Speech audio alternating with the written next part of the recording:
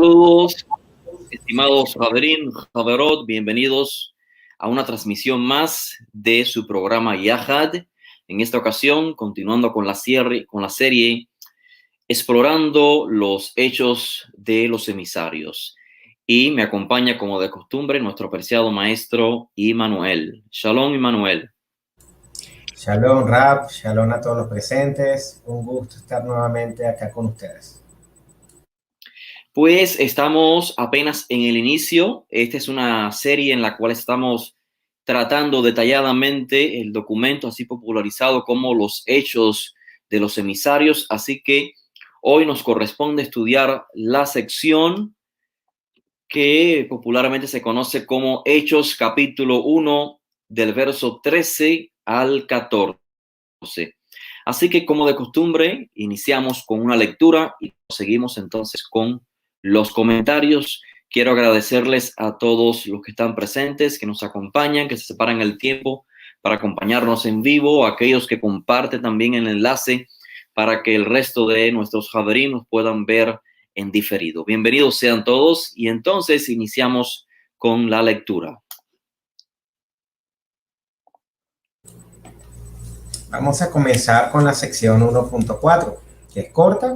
Vamos a comentarla y luego entonces seguimos con la siguiente. Sección 1.4. Establecimiento de la comunidad en Jerusalén. Es el equivalente de Hechos 1, verso 13, sección al 14. Kefa, Yohanan, Jacob, Andreos, Filipos, Tomás, Bartolomé, Matitiá, Jacob ben Jafai, Shimón Hakanjani, Yehudá ben Jacob. Todos estos, de común acuerdo, se reunían frecuentemente en el Bet Tefilá, con las esposas, con Miriam, la madre de Yehoshua, y con los hermanos de él. Muy bien, con esto estamos en esta sección que es bien corta. Es corta, pero ya generan interrogantes, Rabí. De verdad que una persona me decía si nunca había estudiado un texto de los escritos de los primeros discípulos así, tan detallado, pausado, semanalmente. Nos dicen que ayuda a digerir y a confirmar la información. Así que bueno, agradecemos todos esos buenos comentarios que nos han hecho. Hay una pregunta que es la primera que generalmente muchos detractores a la traducción o a la originalidad hebraica del texto pueden llegar a deducir. ¿Por qué, si es un texto de origen hebreo, o por qué el códice sinaítico a veces usa nombres en griego y nombres en hebreo? Por ejemplo, porque algunos dicen Jacob, Matitiah, pero en otros casos dice Andreos o Filipos. ¿Cuál es la diferencia entre usar estos nombres? ¿Por qué no colocarlos todos en hebreo o sencillamente todos en griego? ¿Por qué unos sí y otros no? ¿Qué nos dice al respecto, Rafa? Es un interesante análisis y creo que es muy válido analizar el por qué. Esta pregunta es muy válida. Ciertamente, cuando vamos a analizar el texto, en este caso la fuente en griego, encontramos claramente que la mayoría de los nombres, en este caso, en esta lista de los 12, son nombres semíticos.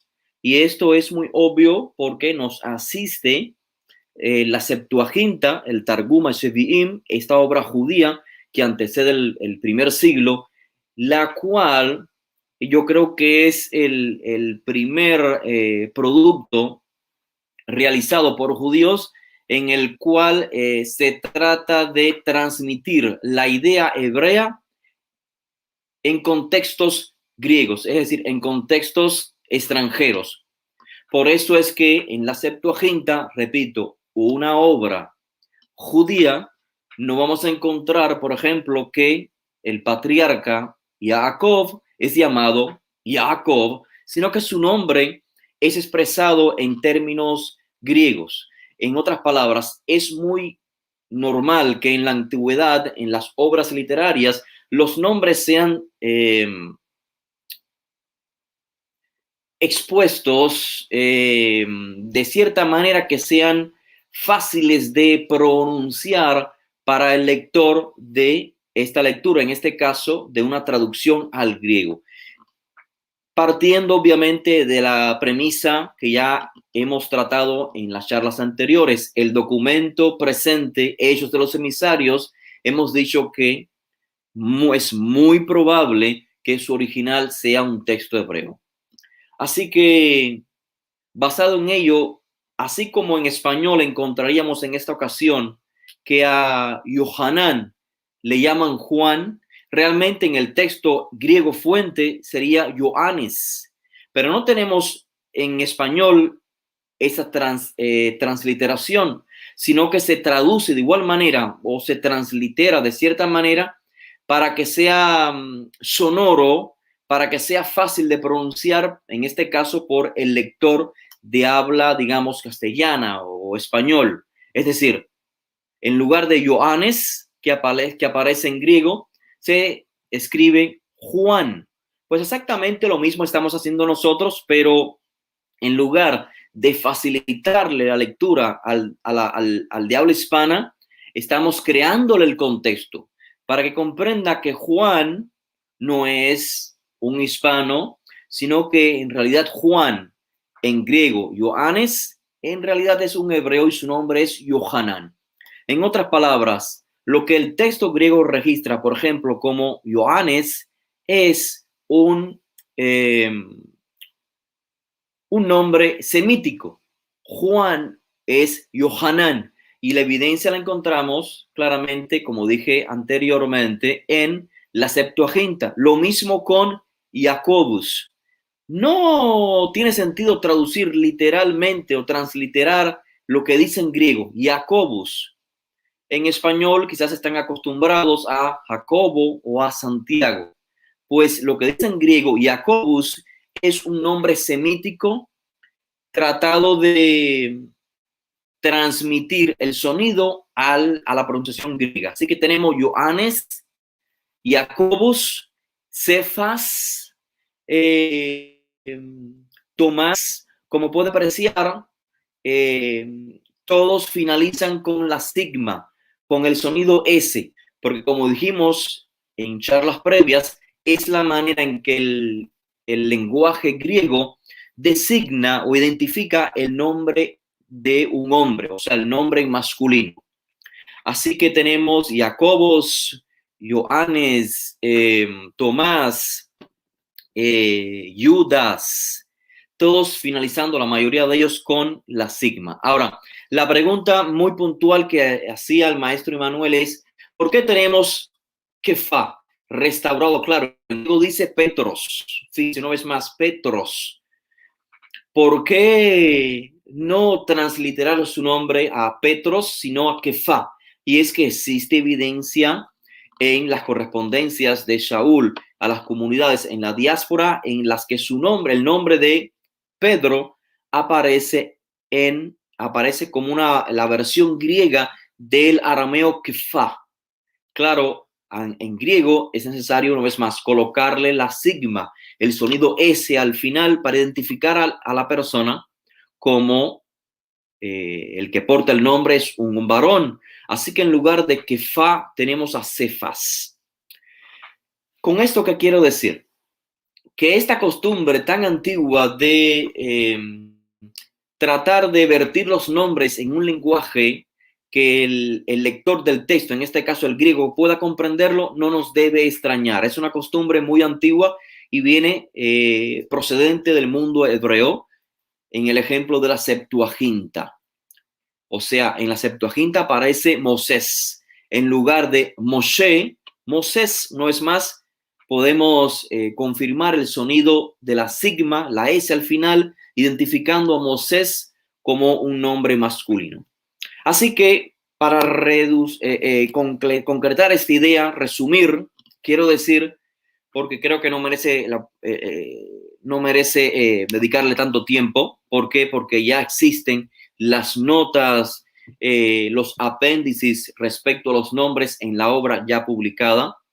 Simplemente quiero decirles que la restauración de los nombres en griego en el documento Códice Sinaítico han sido reconstruidos a su idioma original. ¿Por qué? Porque claramente son nombres semíticos. Jacobus viene de Jacob. Tomás viene de Tomás. Y así sucesivamente todos los nombres. Pero con la particularidad de Andreos y Filipos, que en griego encontramos Andreas y Filipos. Sin entrar en muchos detalles, la razón por la que hemos perpetuado estos nombres en griego ha sido por la siguiente razón. Ciertamente Filipos no es un nombre semítico, es un nombre de origen griego. Lo mismo Andreas, que hemos transcrito Andreos. Las razones se encuentran ya explicadas en el texto. Ahora, sí es posible que muchos nombres hayan sido traducidos como el nombre de Petros. Fíjense, Petros ya no es una transliteración, sino una traducción. Petros significa roca o piedra. Y si su nombre original es Kefá, como ya mencioné anteriormente, registrado en los escritos de Saúl, Kefá no ha sido transliterado, es decir, no ha sido convertido su nombre al griego, sino que ha sido traducido al griego, porque Petros significa precisamente esto, roca o piedra.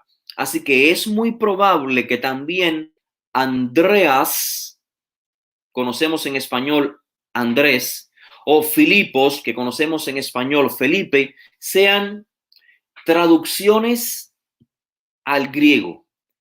Es decir, ¿qué significa Andreas? Andreas significa varonil.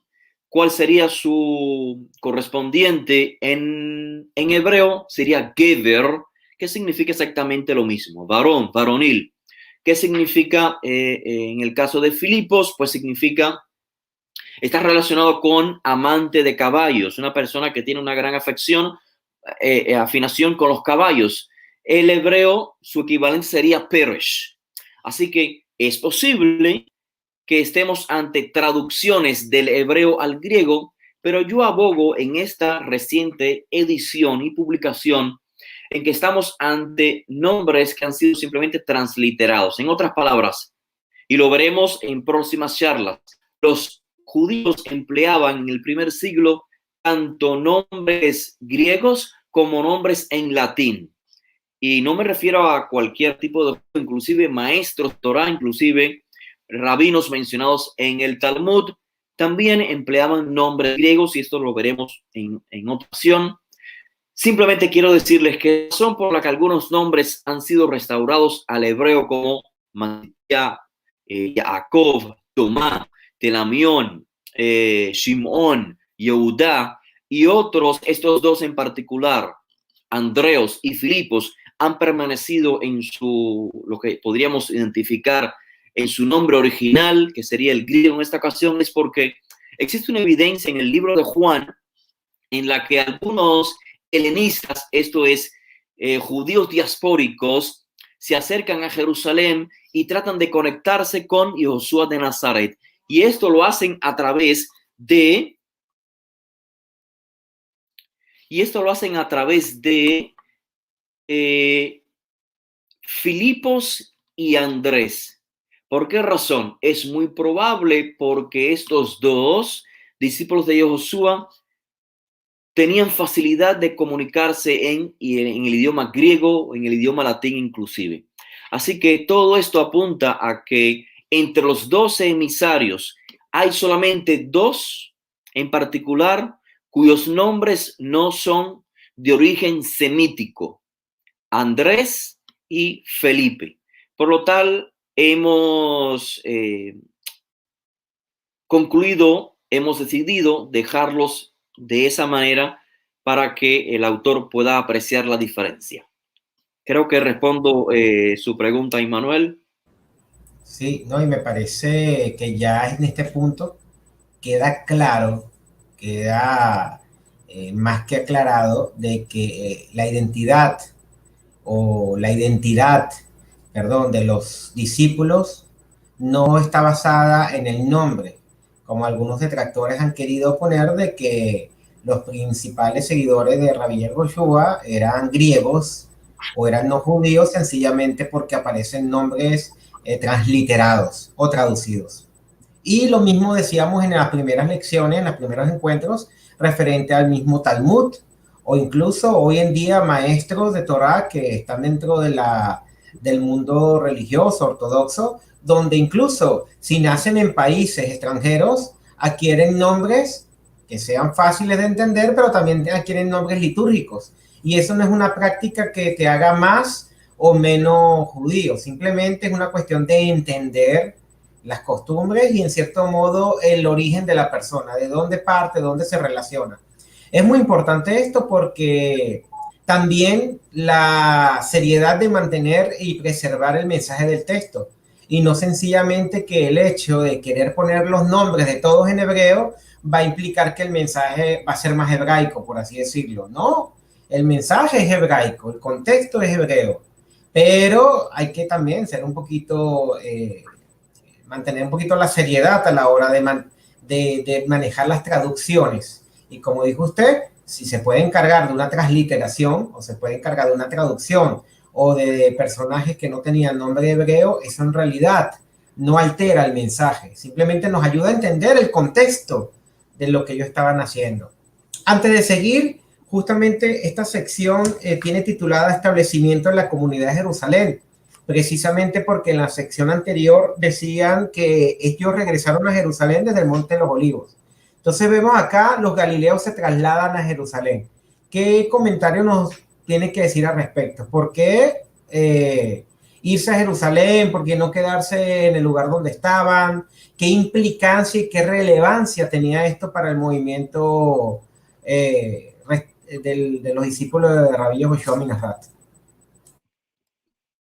Es extremadamente importante conocer el contexto del porqué. Como bien mencionas, se están restableciendo en Jerusalén, quizás una localidad un poco extraña para los galileos que solamente visitaban quizás en momentos para asistir al Bet HaMikdash, al templo, a las convocaciones y demás.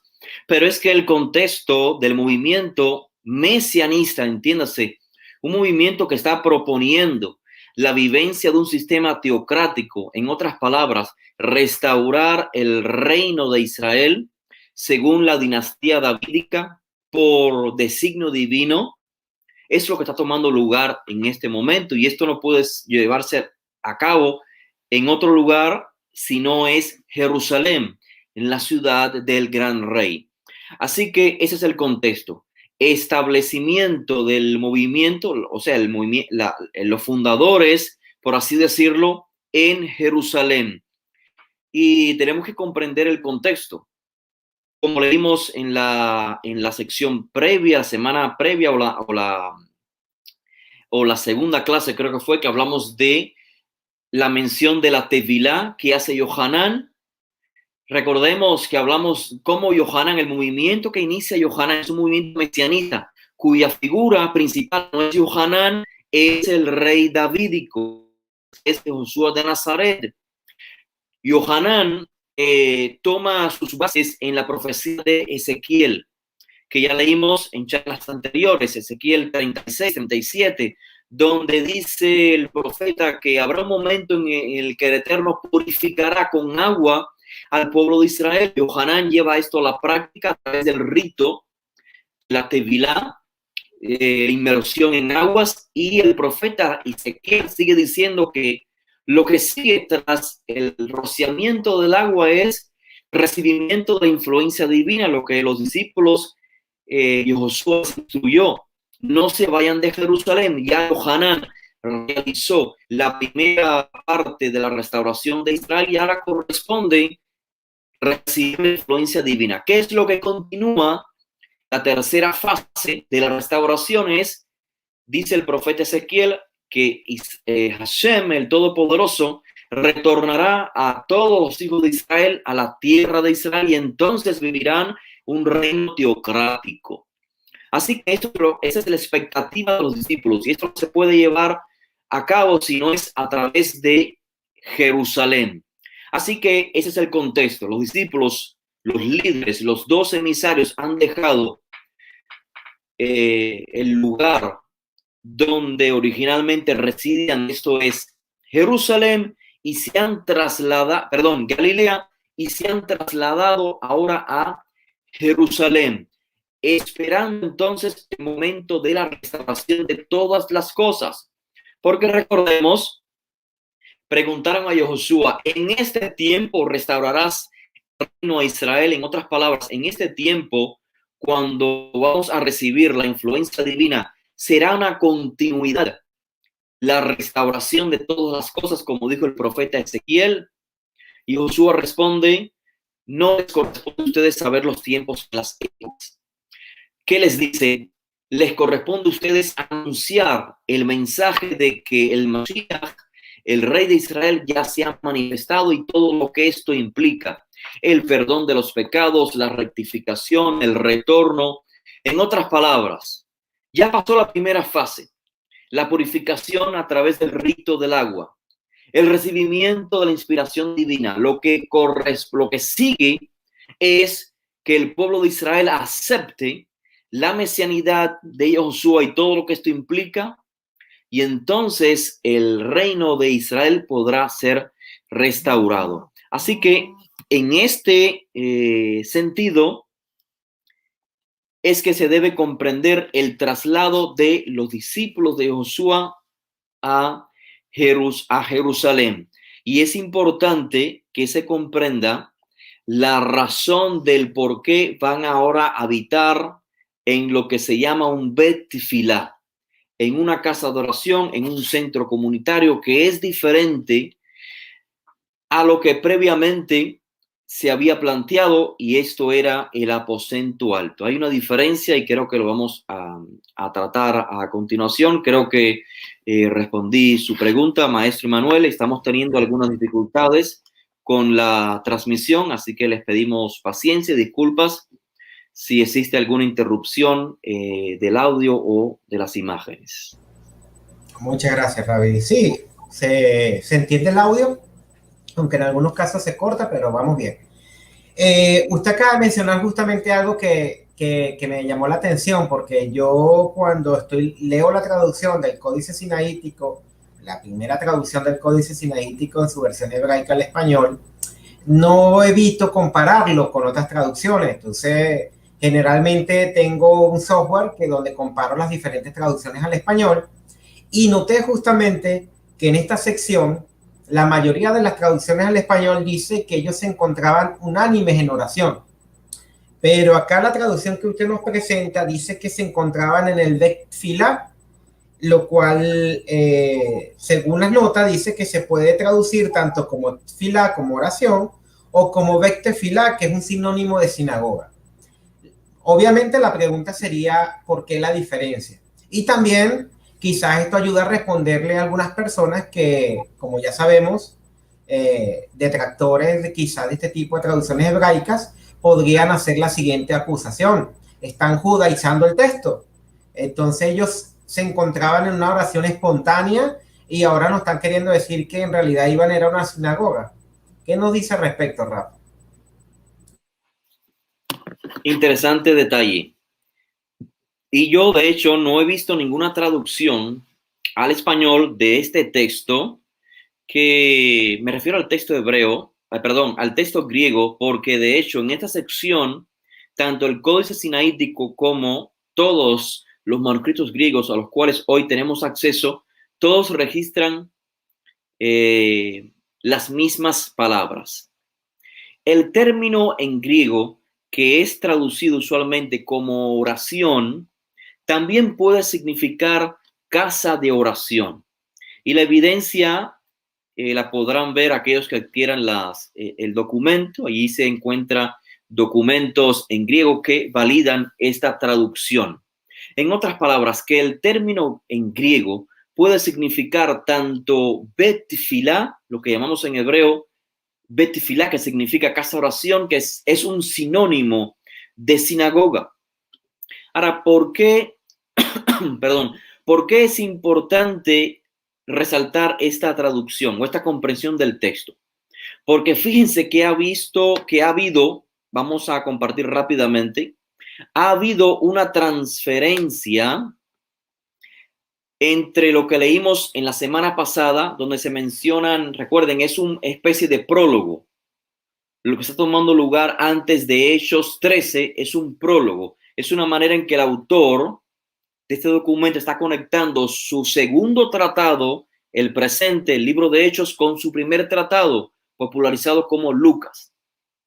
Como ellos regresaron de el Monte de los Olivos a Jerusalén y se quedaron en una habitación, en un aposento alto donde estaban ellos allí. Ahora, lo que comienza a continuación con la mención de estos 12 emisarios es el establecimiento de la comunidad en Jerusalén. En otras palabras, el autor está poniendo la historia del movimiento a pasos agigantados. Y ya nos va a hablar no del aposento alto, es decir, no de esa localidad o esa azotea, si podemos decir, esa sección de arriba de una casa, sino que ahora se nos habla de un lugar particular donde comenzarán a reunirse, lo que el autor llama un Bet Tefilá, sinónimo de sinagoga, donde se reúnen, fíjese, las esposas, también se encuentra Miriam, la madre de Josué, y los hermanos.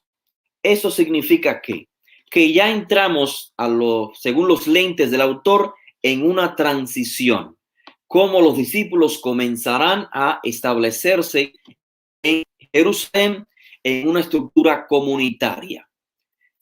Y vamos a ver a continuación el liderazgo de Simón Kefá, la restauración de los 12, etcétera, etcétera. Excelente. Y también algo muy interesante, estaban en la Bet Tefilá con las esposas, o sea, también asistían las mujeres a la Bet Tefilá. A veces se distorsiona el concepto porque algunas prácticas medievales hasta habían llegado a prohibir la presencia de las mujeres en las sinagogas y dan a entender que eran quizás costumbres antiguas, pero estamos viendo un texto antiguo del primer siglo de una práctica común y obviamente entonces vemos que también las mujeres tenían acceso a este tipo de instituciones. Y de todas esas mujeres vemos también que el texto ve que está Miriam, la madre de Yehoshua, con los hermanos de él. Entonces aquí yo creo que también hay que prestar un poquito de atención, porque el texto sigue identificando a Miriam como la madre y a los hermanos de él.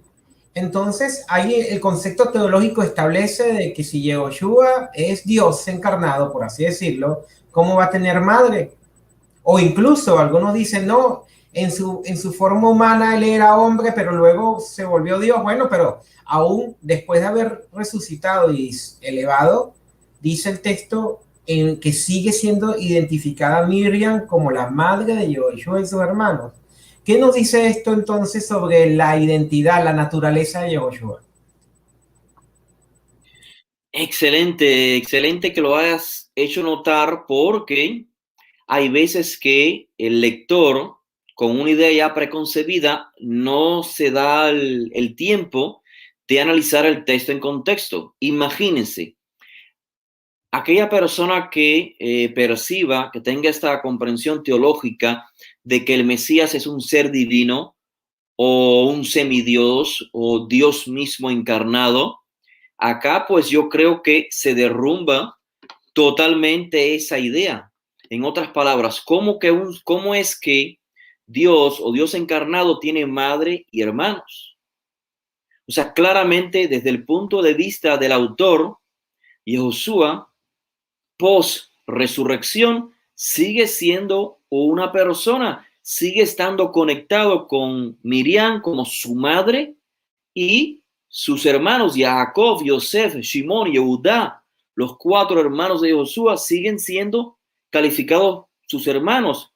En otras palabras, si fuese, imagínense, al estilo griego, en que los seres tras la muerte son transformados en dioses, entonces ya estos no pudiesen ser sus familiares, ¿cierto? Ya Miriam no podía ser descrita como su madre, sino como aquella que fue su madre. Sus hermanos debiesen ser descritos como aquellos que fueron sus hermanos, o en el mejor de los casos, ni mencionar tal relación íntima alguna. Así que yo creo que el lector genuino, el lector que busca encontrar la verdad del texto, tendría que apartarse un poco de los conceptos ya prefigurados por la religión occidental para poder comprender el texto en contexto. Sé que, como bien decía Immanuel, existen algunos que dirían, bueno, pero es que él era, digamos, Dios en forma humana. Y claro que tendría entonces que ser como humano. Bueno, de igual manera tendría que aceptar que Dios tiene madre y que Dios tiene hermano o hermanos.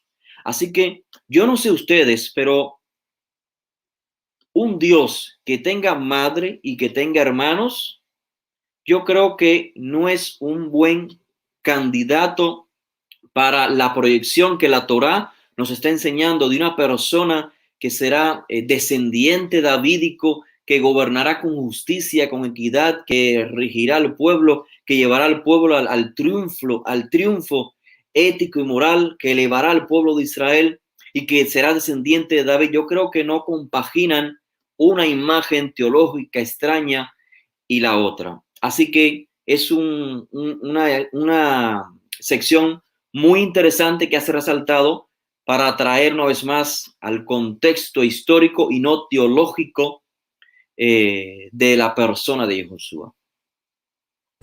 Así es, Rack. Bueno, yo creo que con esto podemos culminar esta sección y bueno, dejando la invitación que los que quieran leer las notas pueden adquirir el texto en la web oficial, donde verdaderamente la riqueza de estas ayuda mucho a la comprensión del texto. Podemos seguir y leer la sección 1.5 para adelantar. A medida que vayamos estudiando, las lecturas van a ser un poco más fluidas porque no hay que hacerse tanto detalle en aclarar conceptos. A los que están comenzando a entrar a partir de hoy, los invitamos a ver los videos anteriores, ya que muchos conceptos que ya se han aclarado no son tocados, pero son muy importantes para poder leer el texto en contexto y también tener las definiciones, las palabras y el uso de los hebraísmos claros. Así que los invitamos a ver los videos anteriores y bueno, vamos a leer 1.5. Ya el título me causa mucha ganas de comentar restablecimiento del grupo de los 12. Dice, durante aquellos días que puesto en pie en medio de los miembros de la comunidad, el grupo de personas reunidas era de unas 120. Dijo, estimados seguidores de Yoshua, tenía que perpetuarse lo escrito, lo predicho en las escrituras, el dicho de David que corresponde al caso de Yehudá, quien guió a los que arrestaron a Yehoshua, porque él estaba con nosotros y había tomado parte en esa labor. Este adquirió un terreno con el pago que recibió por la injusticia, y cayendo rostro abajo reventó por la mitad, y todas sus entrañas se derramaron. Todos los habitantes de Jerusalén se enteraron del pago por la injusticia, de modo que aquel terreno es llamado en el dialecto local Jogel de Ma. Está escrito en el rollo de Salmos. Quede su morada desolada y que nadie habite en ella, y tome otro su cargo. Por tanto, es necesario que de los hombres que han estado junto con nosotros todo el tiempo, que Adonai y Yehoshua convivió entre nosotros, desde que Yohanan integraba seguidores en el movimiento por medio del rito de la asociación, hasta el día en el que fue elevado de entre nosotros, uno de esos sea testigo de su resurrección, junto con nosotros.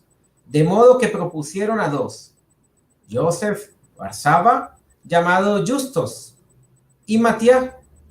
Entonces hicieron tefilá diciendo, tú, Eterno, que conoces los corazones de todos, muestra cuál de estos dos has escogido para tomar parte de esta labor de ser emisario, de la cual desertó Yehudá para fallecer. Les repartieron las suertes y cayó la suerte en Matías, y así fue contado con los 11 emisarios. Fin de la sección. Bueno, aquí comenzamos a ver cosas muy interesantes.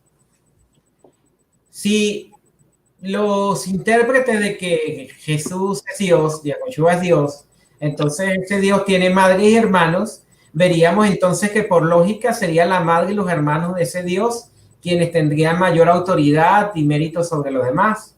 Pero vemos aquí, obviamente sabiendo que ese concepto es errado y totalmente incoherente a la luz de las escrituras, vemos aquí algo muy interesante. Se ve el rol de Kefa como director del movimiento. A más nadie, a Kefa. Entonces, ¿qué nos podría decir sobre Kefa, sobre su rol, sobre qué conlleva o qué abarca ese liderazgo dentro del movimiento como principal? Correcto. Shimon Kefa, desde los llamados popularmente evangelios, es destacado como la voz de los discípulos. Es lo que identificaríamos quizás en términos de la actualidad como el director del movimiento. Es decir, sí existe la cabeza, o sea, Yehoshua en este caso, pero sí existe alguien que se encarga de llevar todo esto a cabo, digamos, a la práctica. Y este no es nada más y nada menos que Shimon Kefa. Así que cuando leemos en otros escritos que a él se le ha entregado las llaves del reino de los cielos, entiéndase, las llaves del reino teocrático, este es las llaves del movimiento mesianista iniciado por Yohanan, perpetuado por Yehoshua y sus discípulos. En otras palabras, él es, creo que en inglés lo llaman el showman, no sé en español de qué término, cómo describirlo, quizás el director, el que se encarga de llevar a cabo el proyecto entre todos los discípulos. Así que él es el que se encarga de, fíjense, de completar el grupo de los 12. Y ya eso nos crea un contexto. Dijimos en la charla anterior que los 12 es un término con que se describen a los discípulos, al grupo más íntimo de Yehoshua. No necesariamente porque sean 12, porque recordemos que en la ausencia de Yehudá, todavía aún así, Shaul de Tarso sigue diciendo que Yehoshua se manifestó a los 12 y después a Pedro. Así que 12 hace referencia a ese grupo en particular. Aunque hayan 12, aunque hayan 11, aunque hayan 2 o 1, siempre son identificados como el grupo más íntimo de los Sheluchim, entiéndase, de los representantes de Yehoshua. Ahora, esto que va a tomar lugar acá, la elección de alguien que tome el lugar de Yehudá, tiene implicaciones en lo que se podría identificar como el gobierno teocrático, ya en un aspecto, digamos, de estructura de la comunidad. En otras palabras, no significa que tras la muerte de otro de los 12, como en el caso de Jacob, Ben Zabdiel, o Jacobo, el hijo de Zebedeo, que muere, precisamente su muerte es mencionada en el libro de Hechos, signifique que tenga que mencionarse a otro. No. Creo que me estoy adelantando, quizás Emanuel, a una pregunta que me vaya a hacer a continuación, pero creo que viene a colación, y es por qué Yehudá, o sea, tras la muerte de Yehudá, es necesario establecer a un emisario más. Y la razón es muy simple, por lo que dije previamente. Estamos hablando de una estructura de gobierno. Los discípulos acaban de ser informados por Yehoshua que hace unos días atrás, que con su ausencia lo que continúa es la recepción de Ruach HaKodesh, y luego, según el profeta Ezequiel, tomará lugar la restauración del reino teocrático. Y Josué había prometido a sus discípulos, esto es en los popular llamado evangelios, que cada uno de estos discípulos se sentará en un puesto sobre las tribus de Israel, para ser jueces de las tribus de Israel. Así que, con la ausencia de Yehudá, la pregunta es, si Yehudá fue un traidor, o sea, traicionó el ideal de Yehoshua, claramente hay que restaurar este grupo de 12, pero con personas dignas, con personas que merezcan el puesto. Por lo tanto, se elige a uno, en este caso, Matías. Y esto, repito, es para estructurar una vez más al grupo de 12, que en aspectos, ¿cómo podemos decir? En términos del futuro, van a establecerse estos 12 discípulos. Esa es la cosmovisión de judía de aquel momento, o digamos escatológica, en que a pesar de la muerte, digamos, de Jacob a espada por orden de Herodes, en el momento del reino teocrático, cuando Josué gobierne, Jacob, hijo de Zebedeo, tomará su puesto. Este puesto no lo podrá tomar Judas Iscariote. Por esto es que Simón Kefá siente la necesidad de establecer uno nuevo en lugar de Judas Iscariote. En otras palabras, estos 12, desde su cosmovisión, van a estar presentes cuando Josué gobierne. Cuando Josué gobernará, durante este tiempo restaurarás, no se sabe. Pero cuando se restaure, habrán 12 jueces. Uno de ellos cometió el grave error de traición. Es necesario reemplazarlo. Se reemplaza Judas Iscariote con Matías, esperando en el presente o escatológicamente que en el momento de la restauración del reino, también estos 12 sean los instituidos como jueces de las tribus de Israel. Excelente. Estaba pensando, a veces se sacan los textos de contexto, pero yo no veo aquí a Kefa recibiendo las llaves del Vaticano, ni mucho menos el director del movimiento en Roma. Mientras que más leo, más me doy cuenta cómo se ratifica la identidad del movimiento alrededor de Yehoshua, Mesías de Israel, alrededor de la Torá, de los profetas, incluso en Jerusalén. Yo no sé en qué imaginación cabe saltar de Jerusalén a Roma y todo eso que a veces inventa la religión. Rabí, veía algo aquí muy interesante y como nosotros generalmente siempre estudiamos bajo diferentes niveles de interpretación, gematría, contexto, etcétera. Aquí aparece un número muy interesante. Dice que el grupo de personas reunidas era unas 120. ¿Por qué 120? ¿Tiene algún significado? Seguro que sí. De hecho, lo más reciente que tenemos en el mundo judío es la propuesta de la tradición talmúdica de los Anshe Knesset Hagdolah, los hombres de la gran asamblea, que eran 120. Es decir, el gran Beit Din, según la visión rabínica proyectada al pasado, o sea, transmitiendo un judaísmo rabínico en sentido anacrónico al pasado, el Beit Din estaba formado por 120. O sea, el Beit Din de Esdra era con 120 hombres. Y es porque es muy significativo el número 120 en el mundo hebreo, porque imagínense, ya tenemos las 12 tribus de Israel. Así que sí existe mucho significado. Yo voy a transmitir mi opinión sin desechar obviamente otras que puedan haber. Es simplemente mi opinión.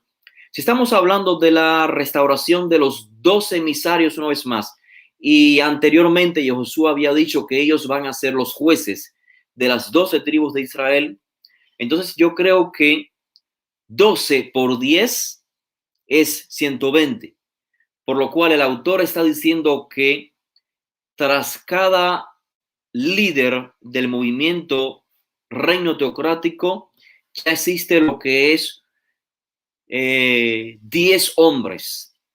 10 hombres significa el complemento. En nuestros días eso se conoce como el minyan, ¿cierto? Un cumrón, una reunión de hombres que significa estamos completos. Así que de cierta manera, yo creo que el autor está empleando este número 120 en términos simbólicos. De hecho, en la Mishnah, en el Tratado Sanedrín, se registra la opinión de que 120 personas es el cómputo necesario para establecer un Beit Din, una corte de justicia, un Sanedrín.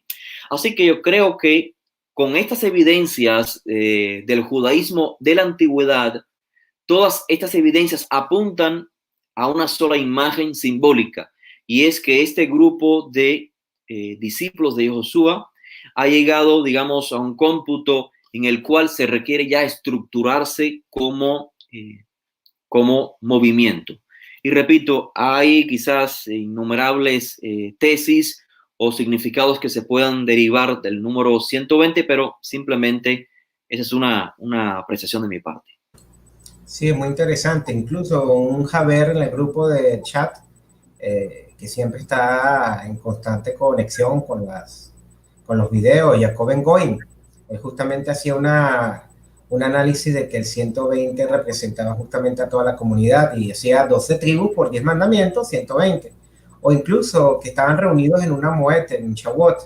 Entonces él decía que la gematría de Moed es 120. Entonces, por ahí siempre, como dice usted, todas las interpretaciones pueden llegar a entender que se refiere a un todo o una representación general o también una referencia de lo que es la comunidad, como dicen las notas, que lo aclaran muy bien. Todo, ¿a dónde está? Se me perdieron las notas. Esto es lo que ocurre en vivo. Entonces, 120 dice el número residente que constituye una comunidad y da como referencia el Tratado de Sanedrín 1.6. Así que, de verdad, muy interesante. Y también muy interesante el aporte de todos los jabrín que continuamente se encuentran estudiando y alimentando este tipo de charlas con todas sus preguntas y comentarios. Bueno, otra pregunta muy interesante que también muchas personas se hacen. Si el grupo de los 12, no necesariamente siempre eran 12 personas, pero era una forma de llamar al grupo, a los principales, como usted dijo, en la ausencia de Yehudá seguían siendo los 12. ¿Por qué restablecer ese lugar que había dejado Yehudá Iscariote? ¿Por qué reemplazarlo y no sencillamente seguir siendo llamados los 12, pero con 11 personas? ¿Cuál sería la respuesta que daríamos en esta interrogante? Sí, creo que lo mencioné brevemente anteriormente, y es porque existía la idea de los discípulos en que Josué les había prometido que ellos se constituirían con su autoridad en los jueces de Israel, en la restauración del liderazgo de Israel. Por lo tanto, Yehudá, al traicionar el ideal mesiánico de Josué, no está capacitado para ser constituido un juez. Entiéndase lo que dije anteriormente. Ellos no saben, como dijo Josué, el momento, el tiempo en que tomará lugar esto. Todo está en dependencia de la aceptación de la mesianidad de Josué. Por eso es que Josué los envía y les dice, serán mis testigos en Jerusalén, en Judea, en Samaria y hasta el confín de la tierra. Es decir, todo está en dependencia de esto. En el momento que Israel acepte la mesianidad de Josué y la restauración de Israel tome lugar, entonces todo se restituirá. Ahora, los discípulos, al no saber el momento, el día, ni la hora, ellos tienen que completar el grupo de los 12 para ese momento. Y como decía anteriormente, esto no significa que con la muerte de uno tenga que elegirse a otro, sino que la institución de los 12 ya está presente, porque con la manifestación de Josué, el Mashiach, se entiende que tomaría lugar la resurrección. Así que cualquier líder de estos 12 muertos, capacitados para liderar en función de jueces, sería resucitado, lo cual no tomaría lugar con Yehudá Iscariote. Y fíjese, un entre paréntesis, yo quiero decirles también que todo esto que estamos diciendo, el maestro Immanuel y yo, estamos tratando de abreviar, de resumir, de concretar lo más breve posible todas las notas y comentarios que existen en el texto. Pero uno que no quería pasar por alto es el proceso en que se hace la elección del Shaliach en lugar, o sea, del emisario en lugar de Yehudá Iscariote.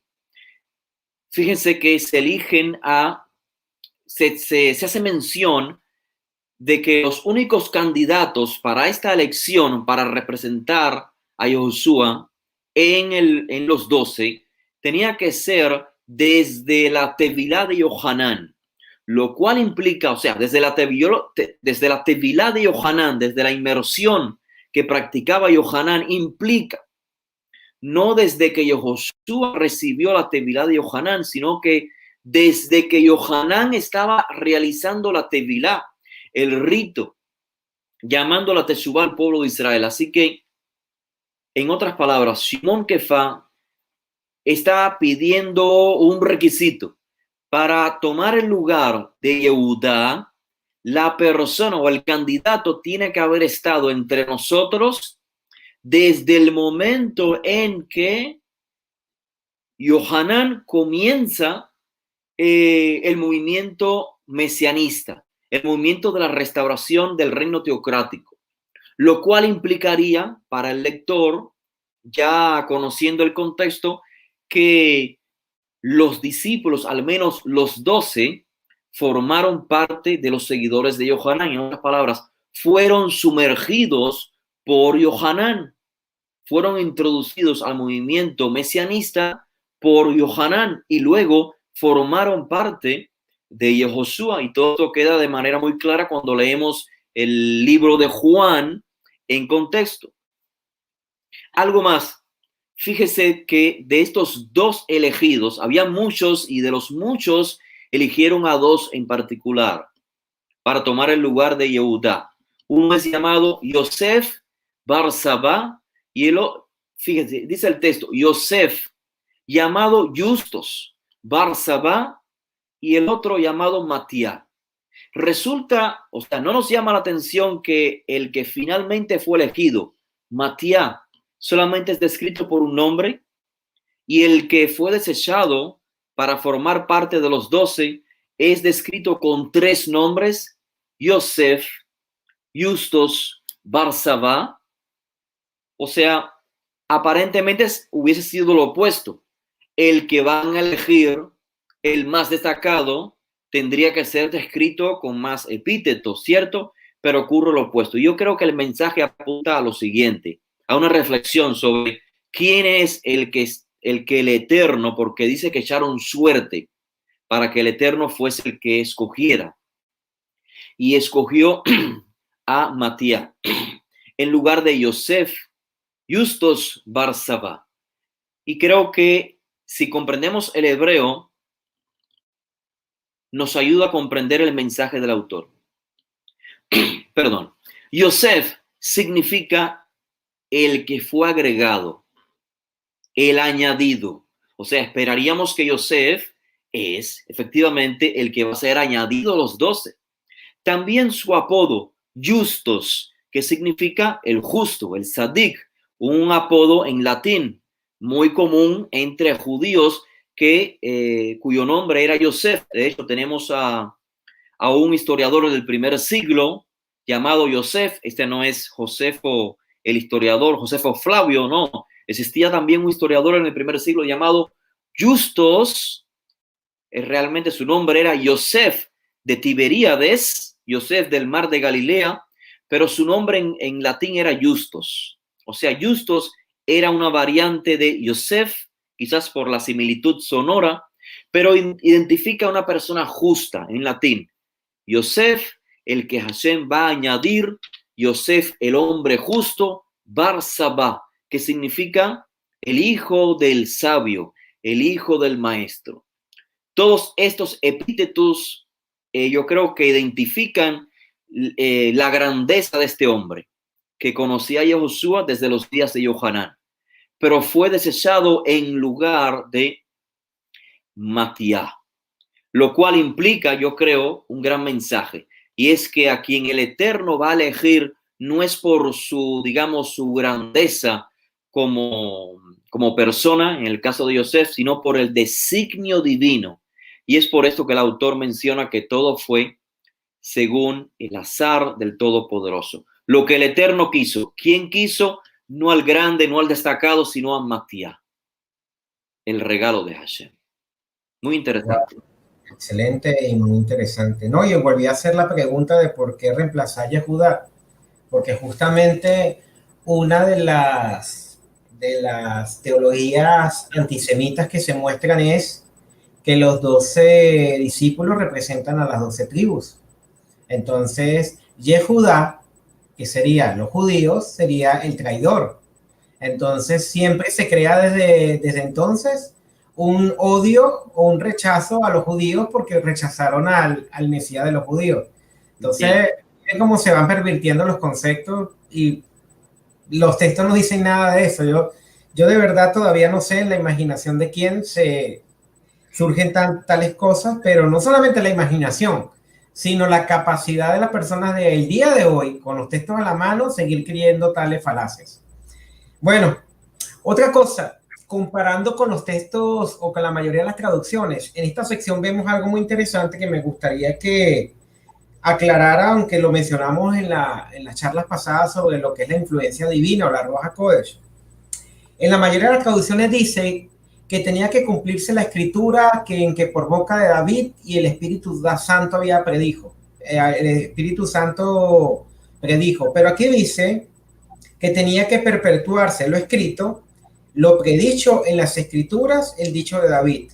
Entonces se traduce la palabra predicho en las escrituras en vez de lo que el Espíritu Santo habló o dijo. Y en la nota, justamente usted hace la aclaración de que literalmente dice lo predijo por la influencia divina, que estaríamos hablando entonces de la Ruach HaKodesh. ¿Nos podría, quizás para los que se están conectando a partir de esta lección, por lo menos aclarar un poco lo de recordar el significado de esta expresión y por qué la se traduce de esta manera en este escrito? Sí, interesante que lo hagas notar. Ya lo mencionamos creo que en charlas anteriores, no sé si en la segunda charla que tuvimos, pero básicamente es que en el lenguaje hebreo o desde la perspectiva judía, Espíritu Santo también es empleado para personificar a los escritos inspirados. Y en este caso, pues está citando al libro de Salmos. Así que, de hecho, debajo del vídeo que están viendo, hemos colocado un enlace a un vídeo en el cual se explica con lujo de detalles cómo en la literatura judía se emplea el término lo dicho por el Espíritu Santo o lo predicho por el Espíritu Santo. No es nada más que una expresión idiomática para hacer referencia a lo dicho en las escrituras sagradas, porque las escrituras sagradas han sido inspiradas por el Eterno y la inspiración del Eterno es llamada en hebreo Ruach HaKodesh. Así que les invito a que debajo del vídeo vayan a ese enlace, hagan clic y puedan apreciar de mayor manera la razón del por qué se debe entender lo que dijo el Espíritu Santo como lo que está escrito en las Escrituras. Y valga la redundancia decir que el hecho de que Shimon Kefa esté citando las Escrituras, en este caso el libro de Salmos, en referencia a Yehudá, no significa que el libro de Salmos, esa sección en particular que Shimon Kefa va a citar, fue escrita en razón de Yehudá, sino que estamos hablando de una manera hebrea de apoyar o darle validez a un evento del presente conectándolo con un precedente en la Torá o en este caso en el Tanaj, en el libro de Salmos, como decir, se repitió lo que está escrito en el libro de Salmos. Si en el libro de Salmos se menciona a los enemigos de David, del ungido, del rey de Israel, persiguiéndolo y procurando su mal, en este caso se puede repetir lo que se pudiera llamar en español, se cumplió la escritura o se perpetuó lo allí escrito, cuando alguien como Judas Iscariote repite en su vida lo que experimentó, digamos, David con sus enemigos. Así como Yehudá se constituyó el enemigo del Mesías, también David narra en las citas del Salmo citadas por Shimon Kefa, cuando David experimentó persecuciones y agravios por parte de sus enemigos. Así que no se trata de, digamos, como decía, de que el libro de Salmos fue escrito en razón de Yehudá, o esta sección al menos, sino que se repite algo que ya había tomado lugar en la antigüedad con David y sus enemigos. Sí, justamente quería pedirle su comentario al respecto, porque cuando leo el texto, generalmente yo trato de ver qué veían los detractores, ¿no? Entonces ya me imaginaba a un detractor diciendo, miren lo que están diciendo los narratín, están diciendo que lo que está escrito en el libro de Salmos es una profecía de Yehudá. Entonces justamente quería que usted confirmara que es una forma natural, que incluso para legislar, buscar un antecedente de un suceso parecido en la Tanaj, para poder entonces determinar una halajá, en cierto modo, un dictamen. Entonces, no precisamente porque el texto tiene que hablar directamente a nivel profético de lo que está ocurriendo, sino que buscamos un antecedente. Y el antecedente es que David dice, si quede su morada desolada y que nadie habite en ella y que otro tome su cargo. Así que como ocurrió con David, nosotros vamos a hacerlo en este momento. Así de sencillo. Es una forma de legislar, de buscar jurisprudencia, de buscar antecedentes para poder ejemplificar y tomar decisiones al respecto. La misma escritura, en cierto modo, hablándonos, yo creo que también eso sería una forma de decir que el Ruach HaKodesh, en cierto modo, ayudó a tomar esa decisión, entendiendo que Ruach HaKodesh es también la escritura, la manifestación de la escritura. Entonces, me gusta mucho porque esto aclara a veces el panorama y a los estudiantes que nos siguen y a las personas que están aprendiendo qué responder cuando viene alguien que le gusta manipular o sacar las cosas de contexto y decir lo que no es. Sencillamente, imagínense, tenemos toda la Tanaj en la historia para ver casos parecidos. Ahora bien, dos puntos muy interesantes. Hay una pregunta que siempre hacen y yo creo que también la vamos a responder. ¿Yehudá se ahorcó o se cayó? Entonces, los detractores dicen que aquí vemos entonces una incoherencia, porque si un texto dice que se colgó y el otro dice que se cayó, al no estar claro, entonces vieron, estos textos no son inspirados porque se contradicen. Obviamente, nunca hemos dicho que los textos son inspirados. Pero segundo, ni siquiera los mismos que estuvieron allí se pusieron de acuerdo. Pero antes de llegar a ese tema, dice que antes él compró un terreno. La mayoría de las traducciones dice que con el precio de su infamia adquirió un terreno. Y esta traducción dice que por el pago que recibió de la injusticia, este adquirió un terreno. ¿Qué quiere?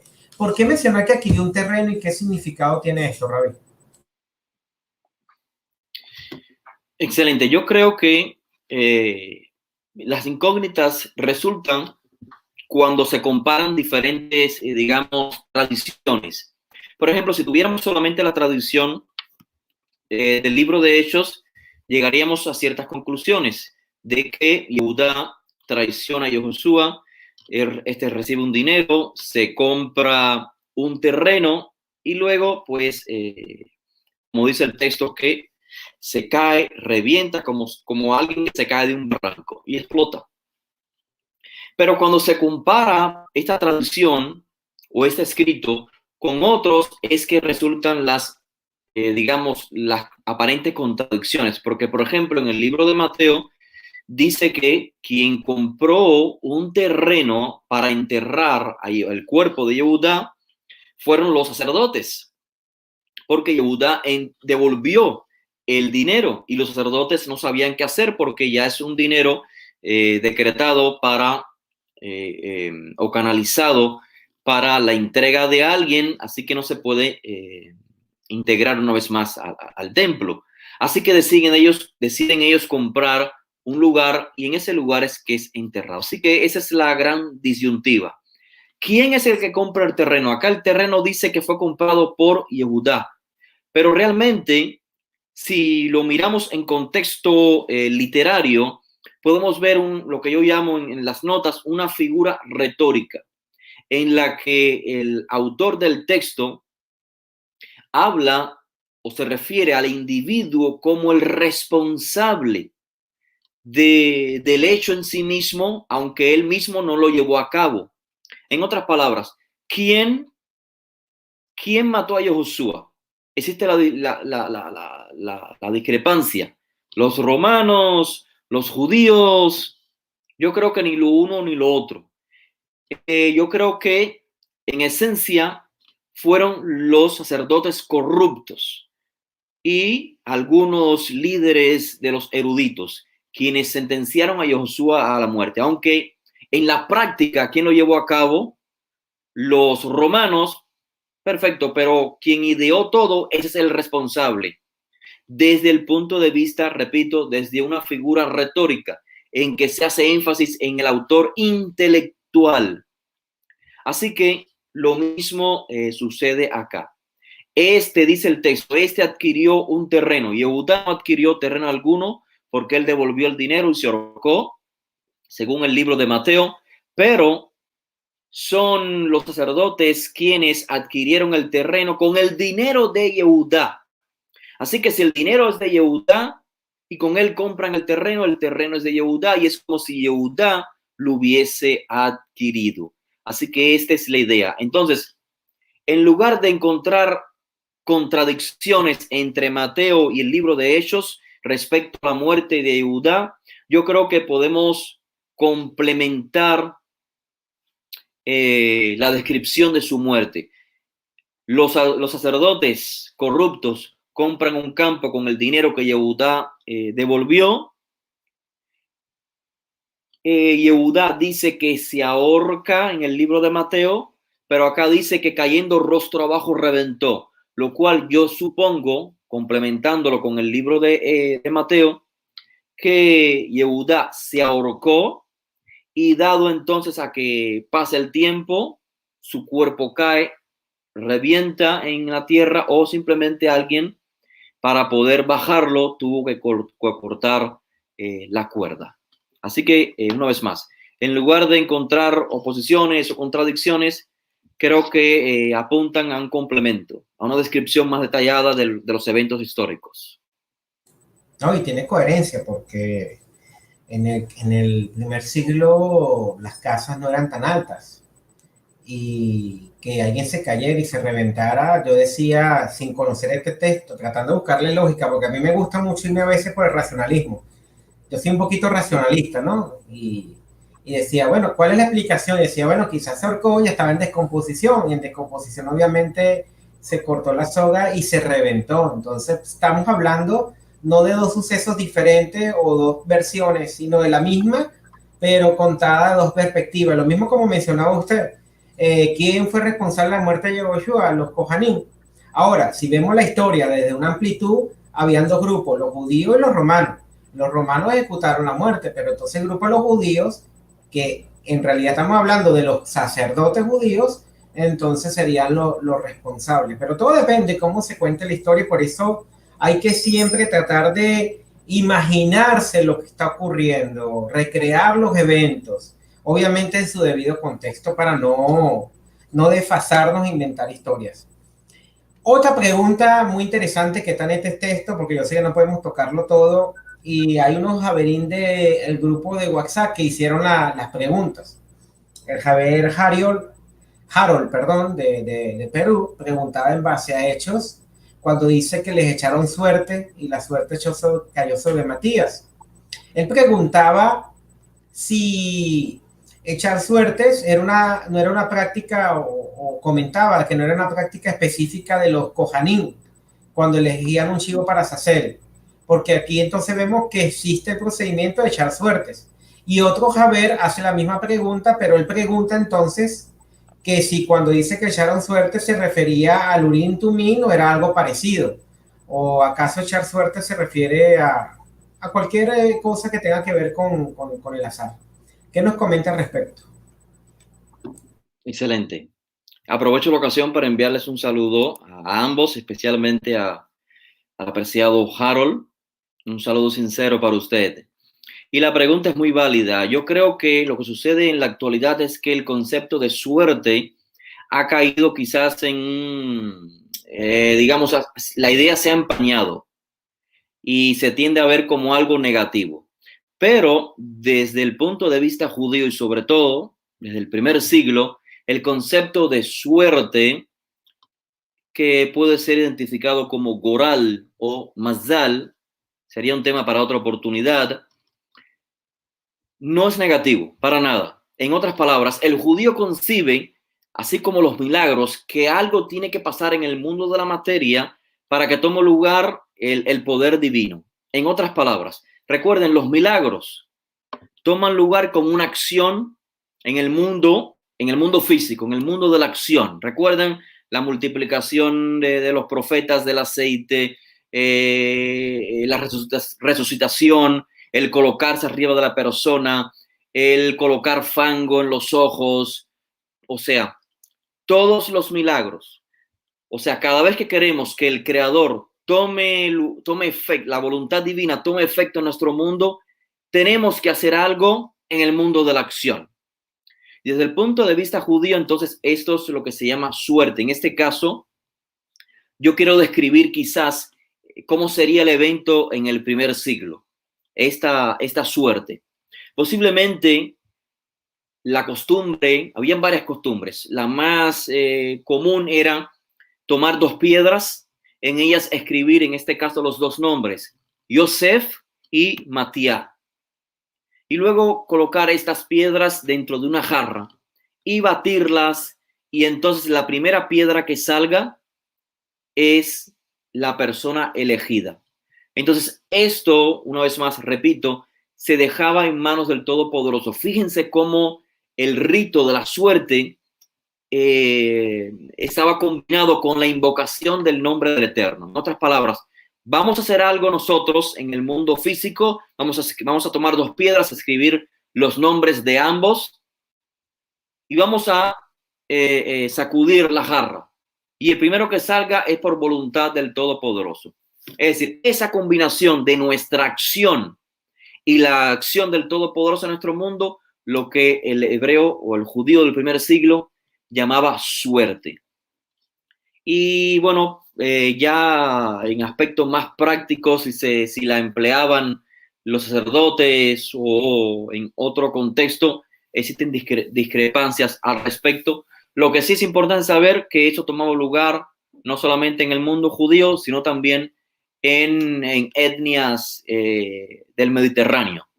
Todos tenían estas prácticas, que es lo que se llama suerte. Ok, no, yo pienso que era lo mejor, porque si nos ponemos a analizar el por qué se buscaba echar las suertes, generalmente era en casos de índole general o colectivo. Entonces imagínense, tenemos que tomar una decisión. Si yo tomo la decisión como líder, me pueden acusar de que yo me estoy parcializando hacia una de las dos personas, y eso puede generar división. Y estamos hablando de un movimiento que justamente los 12 tenían que tomar el liderazgo de todo el movimiento, de la directiva. ¿Cuál es la mejor manera, la más sana de mantener la armonía comunitaria, de que nadie tuviera duda de lo que está ocurriendo? La práctica de echar suerte. Y por eso incluso también cuando se aplicaba el Urim y Tumim, algunos decían que eran casos específicos donde ameritaba que casos generales para el pueblo. ¿Vamos a la guerra o no vamos a la guerra? Entonces, para no decir que de repente el Cohen estaba parcializado, había sido sobornado, bueno, se echaban las suertes públicamente.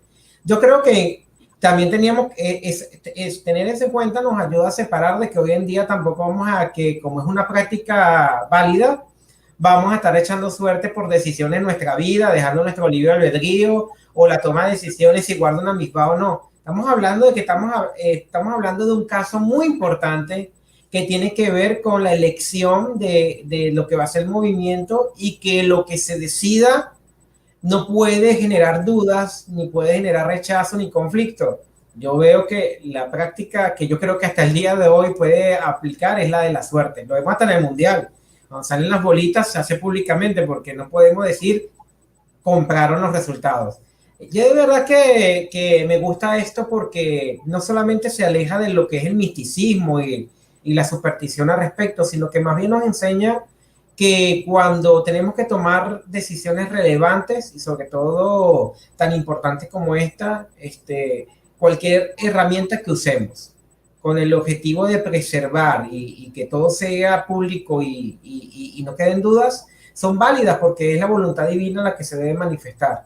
Pero obviamente tenemos que analizarlo bien y no ahora pretender que vamos a andar con una jarrita colocando nombres en todos lados porque confundimos suerte con azar o con adivinación, etcétera, etcétera, que son prácticas que verdaderamente no hacemos nosotros. Bueno, Rap, no sé si quiere tocar algo más en la sección, en lo que yo he leído. Estos son los puntos que me resaltaron. Hay muchas cosas interesantes en las notas, pero no nos da tiempo a tocarla toda, por eso siempre invitamos a que adquieran el libro y lo puedan leer y analizar ustedes mismos. No sé si Rap quiere comentar algo más. Creo que eso sería lo más interesante que resaltar. De hecho, ya nos hemos pasado el tiempo que me hemos previsto, que es 1 hora. Y por supuesto que yo creo que sí, es, por ejemplo, el por qué la traducción de Ohel Dema, que se traduce como morada de sangre. Si el texto en griego tiene la glosa de campo de sangre. Pues si gusta informarse al respecto, yo les animo a que adquieran la obra. No es muy costosa para nada, tiene un precio bastante accesible para todos porque el objetivo es que todos puedan adquirirla y se informen de el por qué.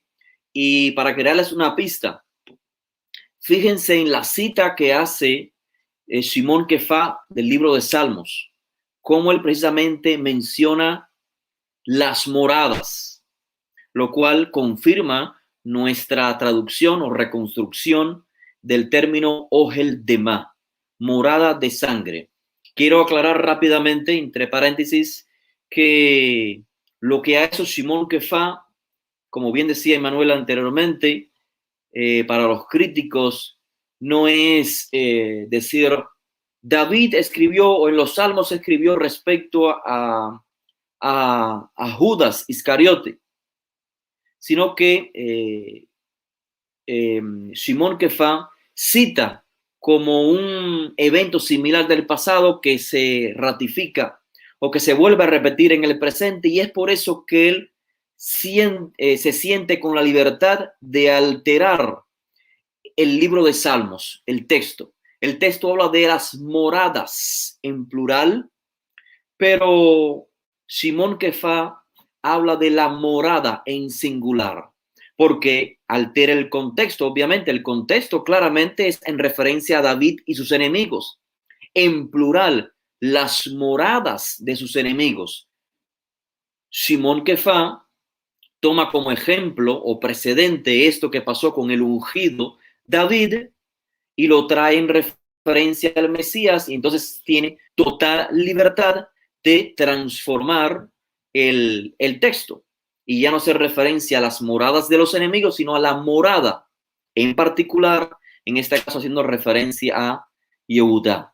Así que, bueno, una vez más, les animo a que lo adquieran porque, una vez más, lo que estamos haciendo acá es simplemente tratar de resumir todas las notas y todos los comentarios que se encuentran en el texto ya publicado.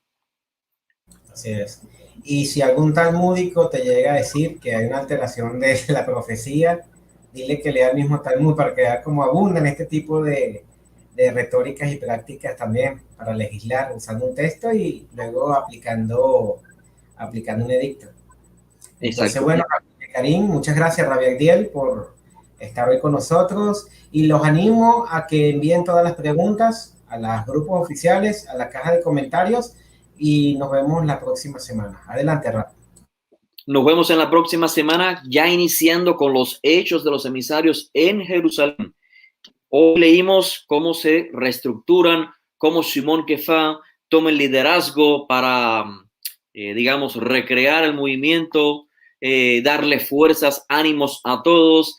Ya hay básicamente 120, entiendas, un grupo ya estructurado con los ánimos de perpetuar el legado de Yehoshua, a su vez es el legado de Yohanan Hamadville.